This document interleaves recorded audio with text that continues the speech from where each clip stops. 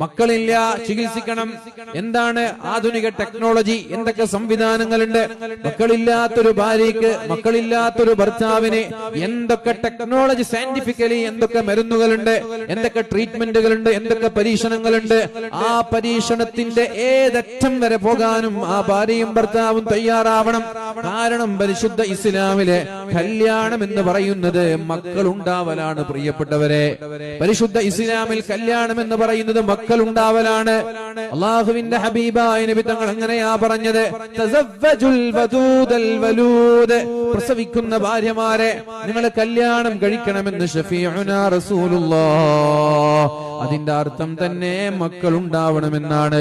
കുട്ടികളുണ്ടാവണം. കുട്ടികളുണ്ടാവാനാണ് കല്യാണം കഴിക്കാൻ പറഞ്ഞത്.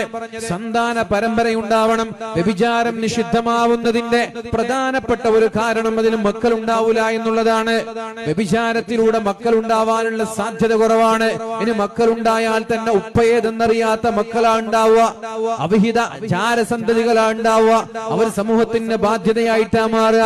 അതുകൊണ്ട് പ്രിയപ്പെട്ടവരെ, വിവാഹം അല്ലാഹു വളരെ കർശനമായ നിർബന്ധം പോലെയുള്ള സുന്നത്താക്കി മാറ്റിയത് നമ്മൾക്ക് മക്കൾ ഉണ്ടാകണം എന്ന ഉദ്ദേശത്തോടു കൂടിയാണ്. അത് തന്നെ ഒന്നിലൊതുക്കരുത്, രണ്ടിലൊതുക്കരുത്. മക്കൾ ഒരുപാടുണ്ടാവാൻ നിങ്ങൾ അല്ലാഹുവിനോട് ദുആ ചെയ്യണം.